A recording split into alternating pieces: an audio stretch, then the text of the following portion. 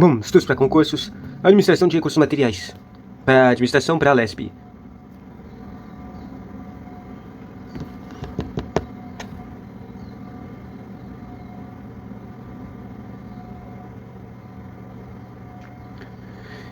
Gestão de cadeia de suprimentos são 4 estágios de evolução da cadeia de suprimentos, que eu não sei quais são. Formal, informal, integração entre setores e organização descentralizada.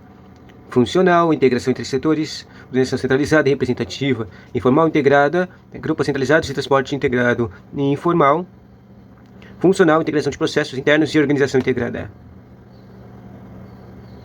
Integração entre a cadeia logística, organização vertical, integração entre a cadeia de transporte e vertical. Isso aqui parece certo, mas isso seria considerado estágios? Tá bom, vamos lá. Integração e interação. Acabou sendo o segundo que eu queria escolher. O informal, funcional, integração de processos internos e organização integrada. Mas eu só queria escolher isso porque eu não queria escolher coisas que tinham o centralizado e o descentralizado. Vamos ver a resolução. Parece que a T4 aqui são visão departamental, visão funcional, visão de cadeia interna de processos internos, visão de cadeia logística integrada.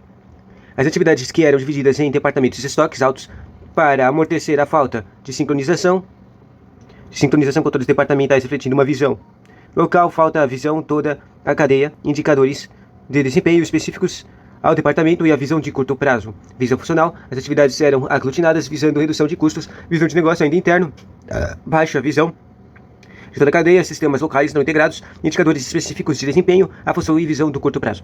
E visão de cadeia interna ou processos internos.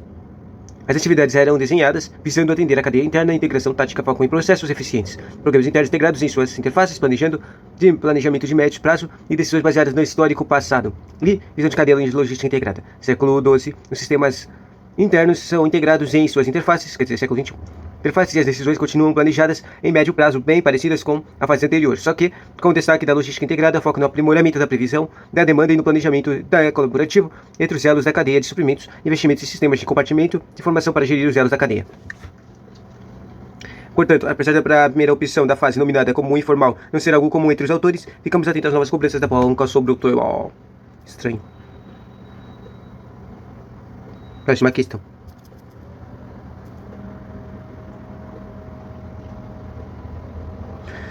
A gestão da cadeia de suprimentos é entendida como a integração do processo-chave de um negócio. Integração dos processos-chave de um negócio. Acho que dá para dizer isso sim. Partindo do fornecedor até a produção do produto acabado. A gestão é entendida.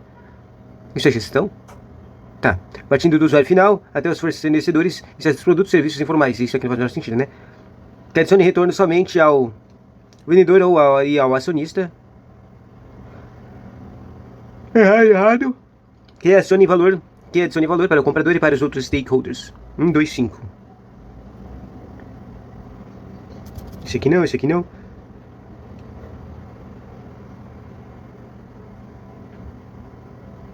Eu vou escolher 1, 3, 5.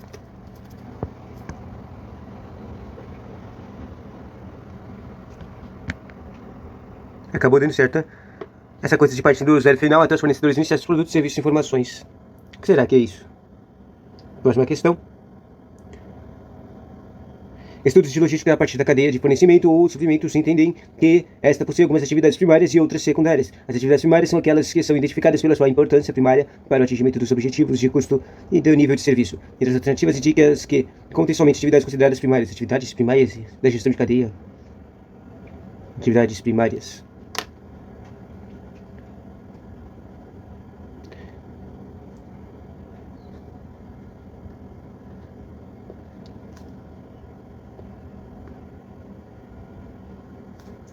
Armazenagem, manutenção da informação em armazéns, armazenagem, manuseio de materiais para processamento de pedidos, manuseio de materiais, manutenção de estoques, programação e controle de produção, transportes, manutenção de estoques, processamento de pedidos, transportes, armazenagem e manutenção de informação. Transporte, as primárias eram transportes, manutenção de estoques e processamento de pedidos. Tudo isso é básico, né? Vamos ver onde é que está escrito isso aqui de proteção de atividades primárias. Aqui eu tenho uma listinha das atividades primárias. Elas são transporte, manutenção de estoques, processamento de pedidos.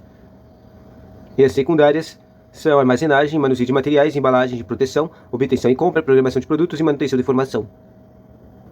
E desde que eu escolhi, tinha o manuseio de materiais e manutenção de estoques. Só que isso é secundário, olha. Manuseio de materiais aqui. E essa manutenção de estoque, isso é primeiro, ó. E o controle de produção, eu não encontrei ele aqui, não. Na verdade, que eu queria que tivesse controle, por isso que eu escolhi a primeira. São métodos tradicionais de movimento de transporte, são os métodos tradicionais de movimentação rodoviária, ferroviária, aeroviária e marítima, e é essencial a escolha do modal correto em virtude da custo em relação ao total do custo de logística. Para se atingir um grau razoável de disponibilidade de produto, é necessário manter manutenção de estoques. Para atingir um grau razoável de disponibilidade de produto, é necessário manter estoques em que agem como amortecedores de consumo.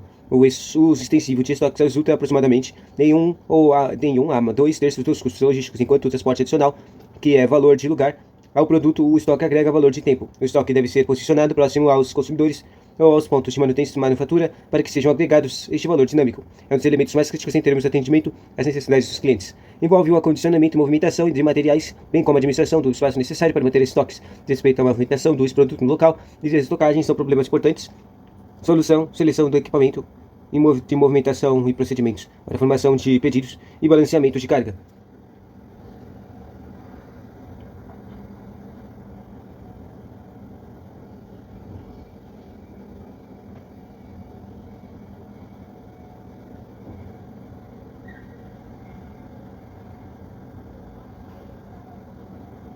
Embalagem de proteção. A embalagem do produto deve garantir movimentação sem quebra de medições adequadas de empacotamento que possibilitam um manuseio econômico, além de otimizar a utilização de espaço de armazenagem no transporte. É uma atividade que deixa o produto disponível para o sistema logístico e trata de seleção das fontes de suprimento. Essa atividade lida com a distribuição, fluxo e saída e trata das quantidades agregadas em que devem ser produzidas, onde e quando devem ser fabricadas, ou seja, em que sequência e de tempo de produção. Manutenção de informação, manter uma base dos dados que possibilite a geração de informações importantes, por exemplo, localização dos clientes, volumes de vendas, padrões de entrega e níveis de estoques permitem apoiar a administração eficiente das atividades primárias e suportar. O diretor de compras de uma importante indústria multinacional francesa do setor de embalagens optou por implantar um sistema integrado de gestão de compras que abrangesse a cadeia de suprimentos como um todo. Assim, optou por implantar um sistema integrado chamado Supply Chain, o sistema de suprimentos. A implantação deste sistema facilita para a evolução tecnológica pelos novos modelos de relacionamento com fornecedores. Abaixo são citados alguns pontos observados. Procurement, compras realizadas via EDI. Além do EDI, pode ser utilizar a internet. Comparando esta forma mais moderna do gerenciamento de área de compras com os procedimentos tradicionais, pode-se concluir que o supply chain é muito mais burocratizado do que os métodos tradicionais. Não, coloca a função de compras à parte, é muito mais voltado para as tarefas, enquanto o modelo tradicional é mais voltado para os processos. Possui a desvantagem de utilizar uma metodologia de compras baseada na cadeia de suprimentos, gerando desconfiança e falta de parceria. Se utilizar de forma correta, otimizará a cadeia de suprimentos e reduzirá custos. Esse é o bonitinho, eu vou escolher o bonitinho. Acabou sendo bonitinho. Próxima questão. A primeira etapa para realizar uma gestão eficiente de frotas é caracterizada por controlar as rotas dos veículos, identificar ou prever os problemas que poderão ocorrer e pensar em soluções prévias. A primeira etapa para realizar uma gestão eficiente de frotas é caracterizada por controlar as rotas dos veículos, identificar ou prever os problemas. Isso é uma gestão eficiente de frotas. Interessante. Gestão eficiente de frotas. Ok. Caracterizada por como é que é aí transportes. Controlar as rotas de veículos, identificar ou prever os problemas que poderão ocorrer e pensar em soluções prévias. Isso faz sentido, mas isso é a primeira etapa? Não. Realizar um diagnóstico da frota, identificando a estrutura que existe no momento inicial. Quer dizer, isso com certeza parece uma coisa que teria que fazer primeiro, né? Tipo, coisas que tipo de meio de transporte a gente tem, né? Promover treinamentos constantes com os motoristas, que aprendam a dirigir, para que aprendam a dirigir de uma maneira segura e econômica. Nem vou contratar pessoas que não sabem dirigir. Claro que pode haver testes de segurança, mas organizar a manutenção dos carros de frota de maneira que sempre haja opções disponíveis para o transporte. Manutenção dos carros, para disponibilidade, nada a ver. Criar planilhas com os relatórios de gastos de combustível para cada veículo e os custos de manutenção. Como é que você vai fazer isso na primeira etapa? Eu vou ter que escolher o bonitinho de que está o momento inicial. Acabou sendo certo. Engraçado a Funesp, normal, tem várias questões que aparece que a questão que é bonitinha. O que eu quero dizer com bonitinha? A questão que é legalzinha, que tipo, se fosse de verdade, se isso acontecesse de verdade, ia ser seria normalmente bom. Próxima questão. A realização de treinamentos com os motoristas para mitigar riscos envolvendo a sua segurança e a de outros motoristas, bem como para promover economias sensíveis de custos pode ser prevista se a gestão de frota estiver acompanhada do indicador T, um indicador. Gestão de frotas de indicador. Pode ser prevista a gestão de frotas estiver acompanhando o indicador. O que eu quero falar aqui? Envolvendo sua segurança. Realização de treinamentos com os motoristas para indicar risco envolvendo a sua segurança e a outros motoristas para promover a economia sensível de custo. Pode ser prevista se a gestão de frotas estiver acompanhando o indicador de... Com o quê? Ou seja... Entendi. Basicamente está falando, quando é que a gente vai ter tempo para fazer, tipo, os treinamentos, hein? O indicador é tempo parado e quantidade de multas e quebra de veículos práticas inadequadas por motoristas. Isso com certeza é um fator, é um indicador que falaria, a gente demite esse cara ou a gente faz treinamento para esse cara parar de fazer besteira. Tratamento de frota, desgaste de pneus, de chuva. Isso aqui também é muito bom também. Tipo, assim que começa a perder a manutenção, o equipamento começa a ter um tecos, ou seja, fatores que afetariam a segurança, seria bom começar um treinamento de segurança, né? Mas isso aqui normalmente só trocaria os pneus, né? Tempo parado em decorrência de avarias e valor de pagamento de pedágios por veículo. Tempo parado em decorrência de avarias e taxa de disponibilidade de cada veículo. Taxa de indisponibilidade? Tempo parado em decorrência de avarias e ranking das peças substituídas com mais frequência por veículo. Ranking de peças. Quantidade de multas de veículo, práticas inadequadas por motorista. Tempo parado de sequência de avarias e valor de pagamento de pedágios. Tipo, como é que vai fazer um treinamento de segurança durante um pedágio? Ah, sei lá, eu não tenho nada ideia de qual que pode ser isso aqui. Né, que acabou sendo bonitinho. A quantidade de multas, quebra de veículo praticadas inadequadas. Daí os caras ficaram parados e indicou que o motorista não é bom, né? Isso aqui é um óbvio que o cara mostra que o motorista precisa melhorar a segurança que ele faz. Segurança do seu transporte. Próxima questão. O tipo de carga unitária composta por uma estrutura fabricada regularmente com fios de poliéster de grande resistência que suportam bastante peso e que são indicados por guindastes e armazenados nos locais apropriados é container, a pré-ligada, o pallet... Espera, isso aqui volta. Unitária composta por uma estrutura fabricada regularmente com fios de poliéster de grande resistência. Fios, que suportam bastante peso e que são içados por guindastes. Fios, guindastes e armazenados nos locais apropriados. A carga frigorífica, ou também chamada de refrigerada, a carga viva. Carga viva? O pallet é aquele trequinho de madeira, o container é aquele treco de metal. Eu não sei o que é uma pré-ligada, então dá pra chutar isso aqui. É um tipo de carga, ele tá falando. Na verdade, ele tá perguntando o tipo de carga, né? E o tipo de carga não faz sentido ser um container, porque um container é um treco de guardar as coisas. Um pallet é um treco também de guardar as coisas. A pré-ligada eu não sei. Carga frigorífica, ou também chamada de refrigerada. Tem que escolher alguma dessas duas cargas, né? E a carga frigorífica também de refrigerada, por que usariam fios? Eu não entendo. Mas a carga vida. Espera. Fios de poliéster que suportam bastante peso e que são içados por guindastes. A única coisa que eu tô conseguindo imaginar aqui é aquela imagem de filme lá. Que os caras vão lá e pegam os peixes, sabe? Tipo o do Dory. Where? O do Procurando Nemo. Ui, daí pega o peixe. Ui, pega lá o peso com a carga de guindaste. Acabou sendo errado. O que será que é pré-ligada? Vamos verificar. Olha que louco essa pré-ligada. Essa pré-ligada é uma coisinha bonitinha, né? Pré-ligada ao afirmar que a fabricação é composta por fios resistentes e que são enquadradas e içadas por guindastes. Devemos associar com a estrutura pré-ligada, conforme o autor Paulo Rodrigues. Pré-ligada é uma rede especial resistente manufaturada com fios de poliéster, nylon ou similar adequado para utilizar mercadorias ensacadas, empacotadas ou acondicionadas de outras formas. Legal. Vamos relembrar os outros. Isso aqui é o container.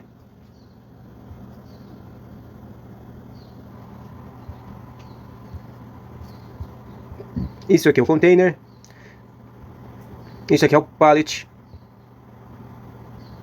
E a carga frigorífica, como o próprio nome diz, são cargas de controle de temperatura e não de controle de peso.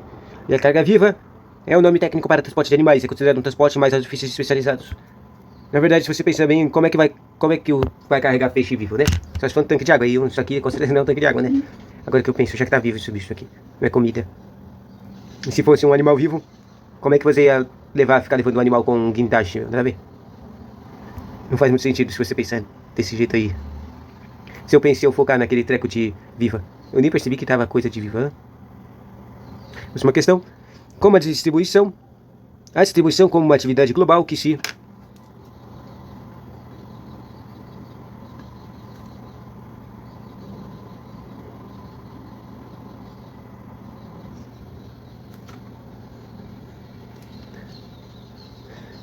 A distribuição como uma atividade global que se inicia na preparação do produto e termina no usuário, preparação do usuário, é grande é grandemente melhorada com a racionalização dos sistemas de manuseio de materiais no que diz respeito à distância entre os centros de distribuição, realocação de espaços e de armazenagem, serviços de separação, controle e entrega de materiais. Distância entre os centros de distribuição, realocação de espaços de armazenagem, serviços de separação, controle de entrega de materiais. Volta, o que eu estou perguntando mesmo? É grandemente melhorada com uma racionalização do sistema de manuseio. Racionalizou o sistema de manuseio, tá? De materiais no que diz respeito à distribuição, racionalização de sistemas, manuseio de materiais, respeito à distribuição. Uma coisa que melhorou muito a distribuição, basicamente é isso que está perguntando. Distância entre os centros de distribuição realocados, realocação de espaços de armazenagem, de serviços de uma separação, controle e entrega de materiais, administração de centros de distribuição, contratação de materiais de mais mão de obra e equipamentos automatizados, realocação de locais de estocagem, frotas próprias para melhor distribuição e racionalização da mão de obra, separação, armazenagem e entrega de mercadoria, maior espaço de estocagem e uma grande frota de caminhões, circulação de mercadorias, localização estratégica dos almoxerifados, melhoria dos serviços aos seus usuários e maior disponibilidade dos produtos em cada região.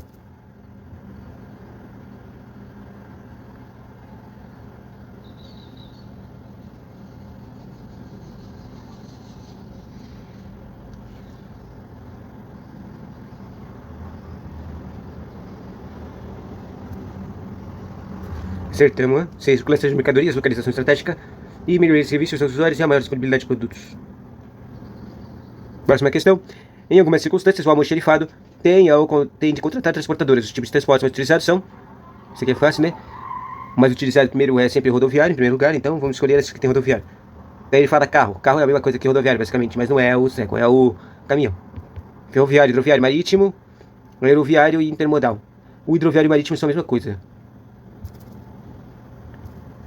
Próxima questão. As modalidades de transporte de carga são carga, rodoviário, inframodal. Intramodal é que troca os caras. Isso está certo. Fluvial, ferroviário e hidroviário. Isso está certo. Um exemplo de inframodal é que o treco vem de outro país. Daí, ou ele vem por dois caminhos diferentes. Um exemplo seria, sei lá, pegou algum mineral lá da Amazônia e daí transporta por usar o fluvial para transportar para um canto. Depois que chega nesse canto, ele começa a ser transportado pelo rodoviário, sacou? Até os lugares. Em vários modais. Marítimo, fluvial, rodoviário, fluvial, marítimo. Bom, vamos rodoviário. Acabou dando errado. Era rodoviário, sim, carga. Foi ferroviário. Olha, não, foi ferroviário. O hidroviário, aeroviário e intermodal. É, todo mundo. Por que isso aqui tá errado? Será que é por causa do fluvial? Quer dizer, tipo, que nem no outros, tem dois que são a mesma coisa, né? O fluvial e o hidroviário são praticamente a mesma coisa. Pelo que eu sei. Deixa eu dar uma verificada. Voltei naquela questão. Basicamente, parece que não pode ser. O fluvial não é considerado um aquático. O aquático só é considerado com aquelas duas palavras que apareceram na outra lá, marítimo e hidroviário. A respeito da logística em serviços públicos, assinale a alternativa correta. A decisão a respeito de descentralização ou descentralização do quê?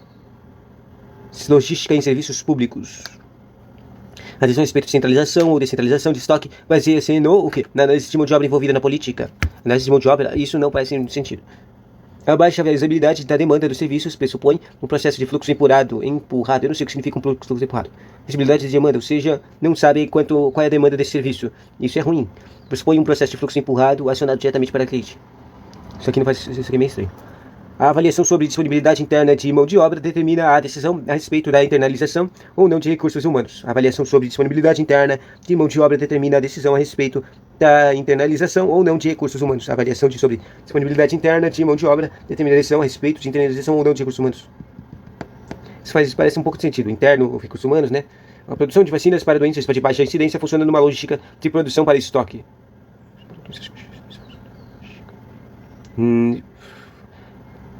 Estocar vacinas? Produtos que demandam condições especiais de armazenagem devem ter seus estoques minimizados e centralizados. Isso faz sentido. Qual que eu escolho? Bonitinho ou o que faz sim um pouco de sentido? Vou escolher bonitinho. E acabou que era o que fazia sentido, né? Demandam condições especiais.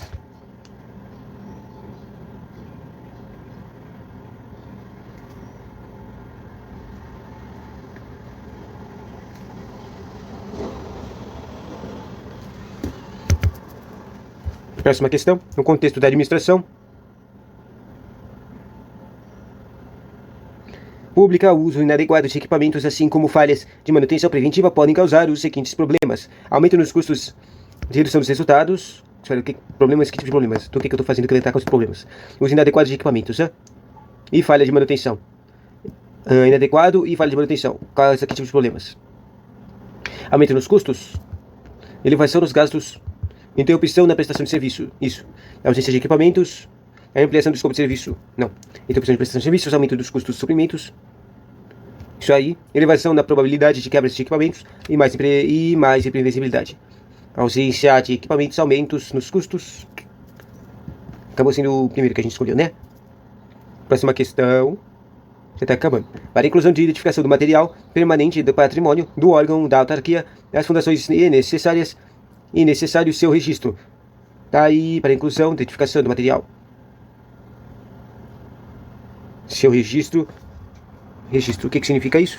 Primeiro precisa colocar um valor desse treco. Financeiro e patrimonial. Patrimonial contábil, patrimônio contábil, gerencial e orçamentário.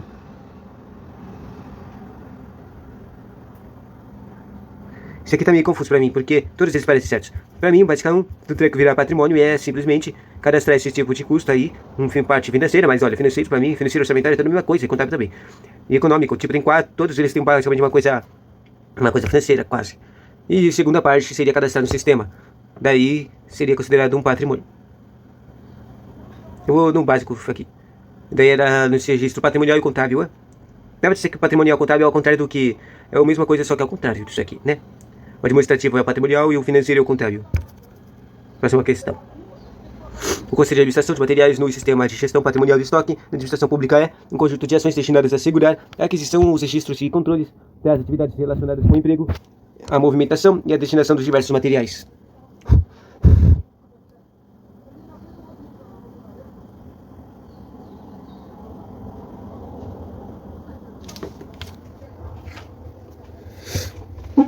O que eu estou perguntando mesmo?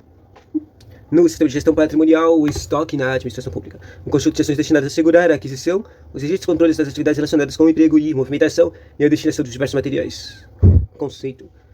Conjunto de ações destinadas a assegurar a aquisição de registros e controles das atividades relacionadas com o emprego e destinação dos diversos materiais. Isso parece conceitual, sim.